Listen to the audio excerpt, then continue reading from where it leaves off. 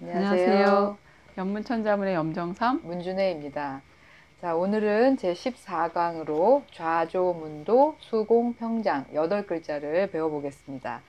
자, 먼저 선생님께서 네. 각 글자의 음훈과 구절풀이를 좀 해주시죠. 네. 좌조문도 할 때 좌자는 앉을 좌자, 조자는 아침 조자, 네. 조정 조자, 그 다음에 문자는 물을 문자, 그 다음에 도자는 길도자입니다. 네.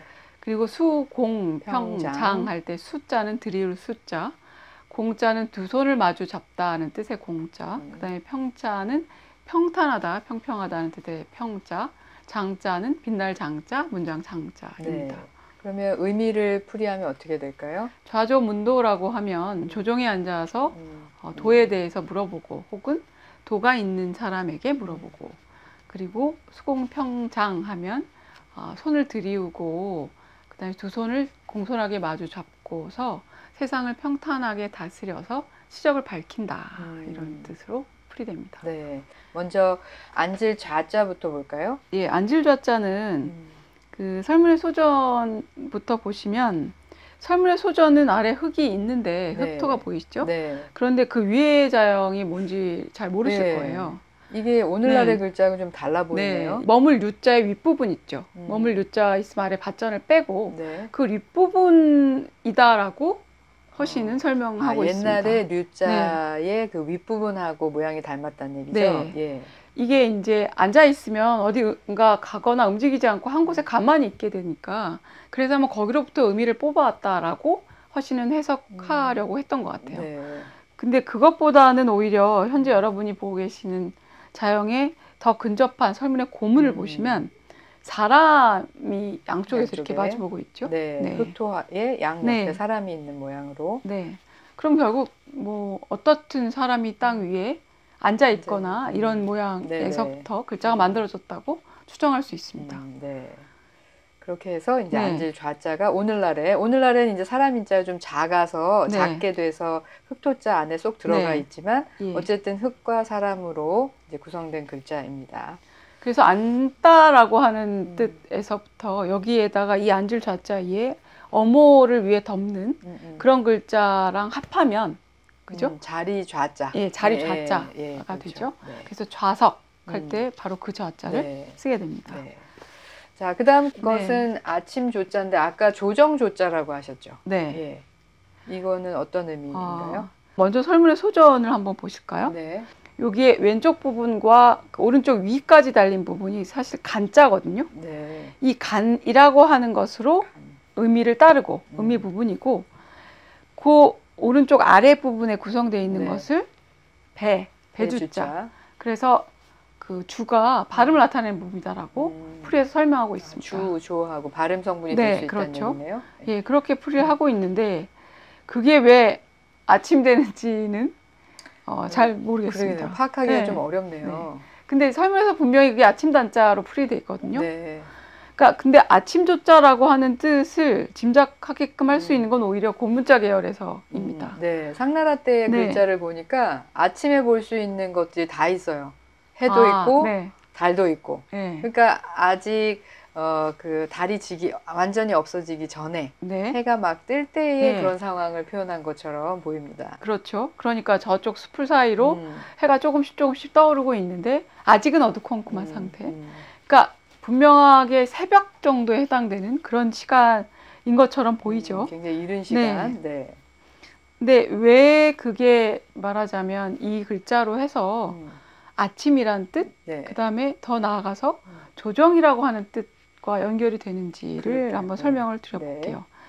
왜냐하면 이게 이르다, 아침이다 이런 뜻을 조자에는 글자에 최 만들어진 글자로도 볼 수 있는데, 옛날에 이제 임금들이 신하들을 모아놓고 아침에 처음 정사를 시작할 때는 바로 그 시각에 해가 아직 완벽하게 떠오르지 않은 그 새벽 시간에 불러서 매우 일찍 모여서 그렇죠. 모여서 이제 조회를 하기 시작했던 거죠.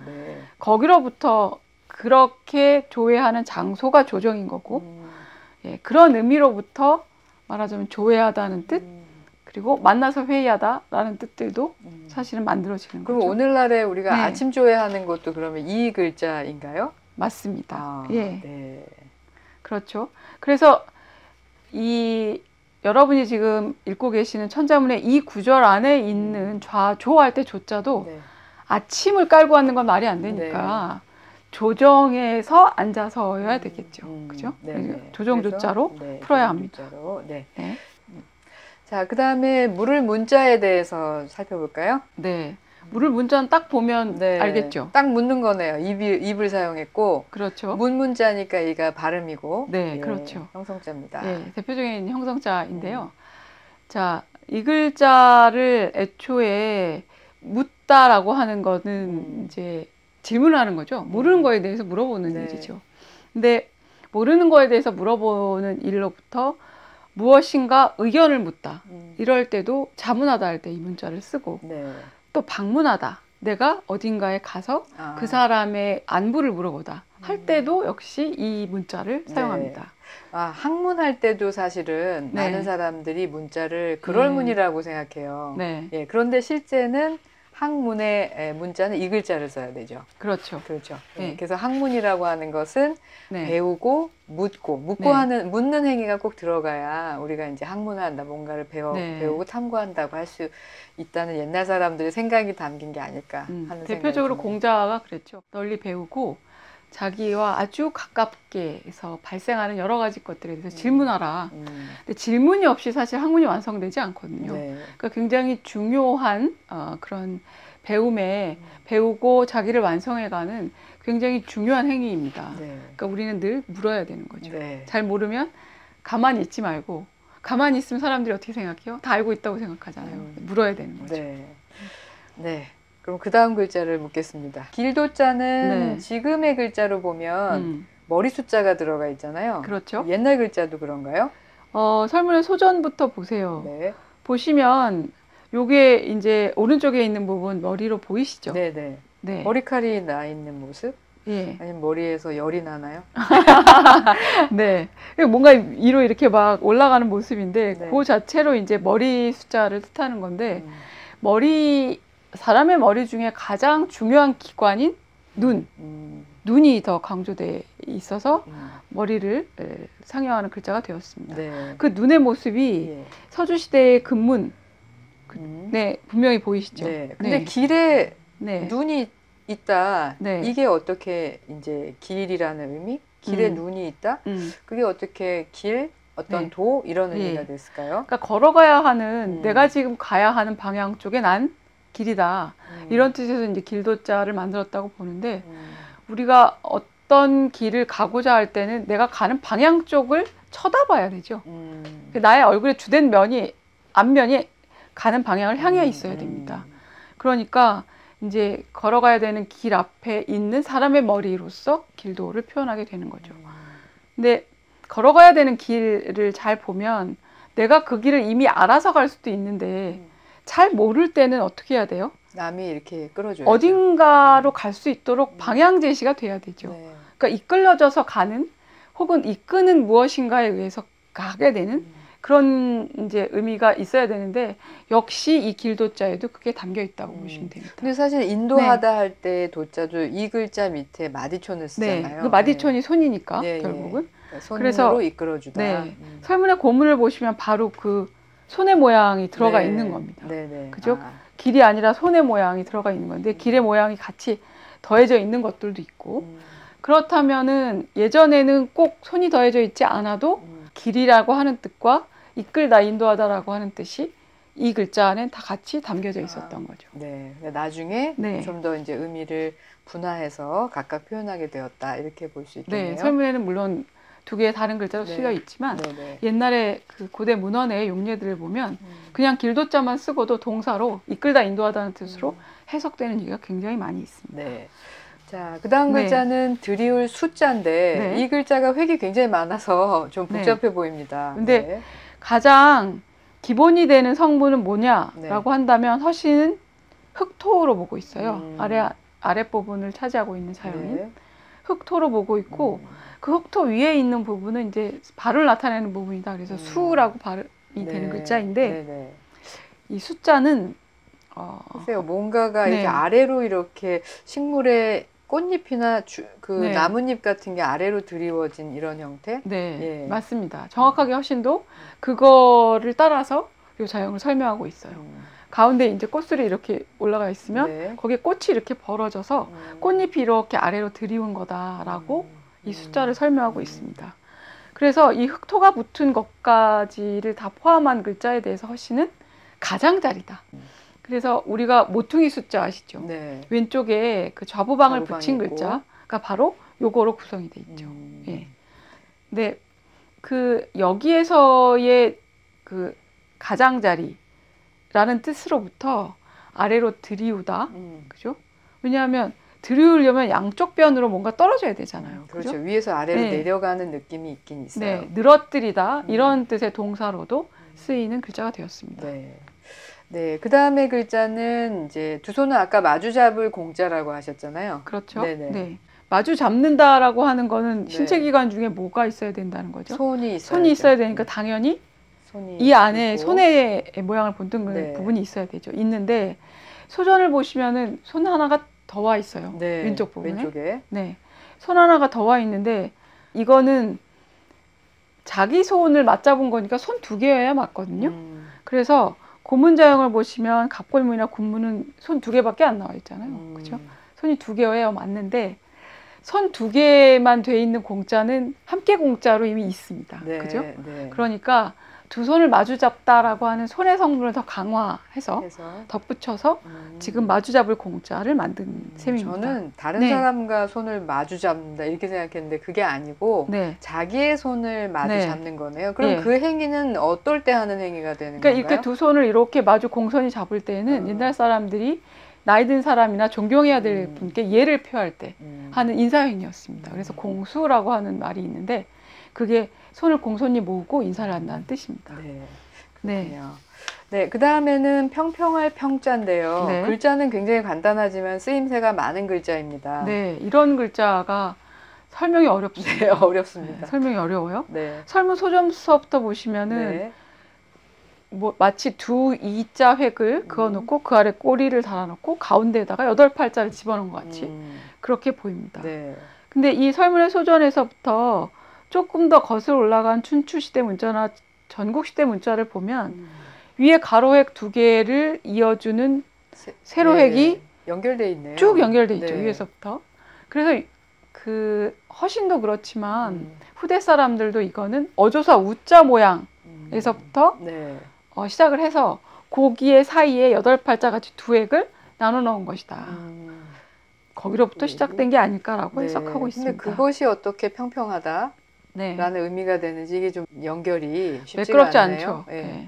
근데 어조사 우자부터 허신은 이게 말하는 기운, 사람의 이 말소리, 목소리를 통해서 나오는 기운으로 해석하고 있습니다. 근데 그렇게 기운이 나오는데 8팔자는 둘로 공평하게 나눠지는 거거든요. 기운 자체가 굉장히 고르고 안정되고 그리고 균일하게 그렇게 나와서 편안하게 이렇게 쭉 뻗어나가는 겁니다. 그렇게 해석하는 거예요, 평자를. 그러니까 실제 어떤 모습을 상용했다고 보기 어렵고 그렇죠. 좀 추상적인 상상이네요. 그러니까 말이 밖으로 나갈 때의 그런 느낌이나 기운 같은 거 그런 것들을 상상해서 이제 그려냈다. 그런데 이 글자가 지금은 평평하다라는 의미에서 여러 가지 단어에 쓰이죠. 평균이라고 할 때도 쓰이고. 이제 고르다는 뜻에서 평균이 되고요. 평평한 땅은 우리가 평원이나 평지. 그렇게 부르고요. 그다음에 아주 추상적으로는 세상이 잘 다스려질 때 그럴 때를 태평 세상, 태평천하라고 하죠. 혹은 평천하, 천하를 말하자면 고르고 안정되게 다스린다는 뜻일 때 그때 쓰고 마음의 안정 상태, 고요할 정자를 써서 평정이라고도 하고 이렇게 쓰기도 하고요. 그 다음에 여러분이 흔히 쓰는 말로 평민이라고 하는 말 쓸 때 이때도 평자를 쓰거든요. 이 평은 높지도 낮지도 않은 그냥 보통 평상적인 그런 사람들을 아주 넓게 부를 때 쓰는 말이 되었습니다. 아주 쓰임새가 많은 네, 글자입니다. 그런 글자죠. 자, 그 다음에 마지막으로 장자가 있는데요. 이게 허신의 설문해자에 보면 네. 음자하고 십자하고 이렇게 네. 분석이 된 것으로 알고 있는데 네. 그게 어떻게 네. 문장이 되죠? 그게 어째서 우리가 현재 쓰고 있는 문장이 되냐면 원래는 문의 뜻보다는 음악과 관계되는 뜻으로 해석하고 있습니다. 하나의 악곡이 완전하게 딱 갖추어서 끝나게 되면 그때를 장이라고 한다는 거죠. 그러니까 10이라고 하는 숫자로 완성수를 나타내기 때문에 악곡의 완성이 곧 장이다. 이렇게 풀이하고 있는 악장이라는 말도 있으니까요. 네. 네. 그래서 거기로부터 우리가 문장 할 때도 장자를 쓰게 됐는데 여기서 빛나다라고 하는 의미를 가지게 되는 거를 추정하기는 조금 어렵잖아요. 혹시 관련 있지 않을까를 추정하게 하는 게 이제 고문자 자형들을 한번 보시면 네. 상대 각골문이나 금문 같은 경우에 뭐같이 보이세요? 그래서 이게 네. 음자같이 보이진 않아요. 그죠? 네. 네. 그래서 옛날 이제 고문자를 연구한 학자들은 뭐라고 생각하냐면 이게 이제 윗부분에 붙어 있는 게 날카로운 칼이다. 근데 칼로 둥글게 생긴 그런 옥을 지금 잘 다듬고 있는 모양이다. 옥이 다듬어지면 어떻게 돼요? 빛나죠. 그렇죠. 네. 아름답고 밝게 네. 빛이 나죠. 그렇죠. 그래서 거기로부터 구수록번을 붙이는 이제 장자도 만들어지고 네. 그 다음에 빛나다라고 하는 뜻을 더 강화하기 위해서 옆에 터럭삼을 붙인 빛날 창 이 글자들을 만들 수 있었다라고 설명하고 있습니다. 아, 네. 네. 그렇군요. 네, 이렇게 8글자를 살펴봤는데요. 네. 좀 덧붙이고 싶으신 이야기가 있을까요? 우리가 12, 13강에 걸쳐서 중국에서 굉장히 통치를 잘했다고 하는 성왕들의 예를 배웠습니다. 네.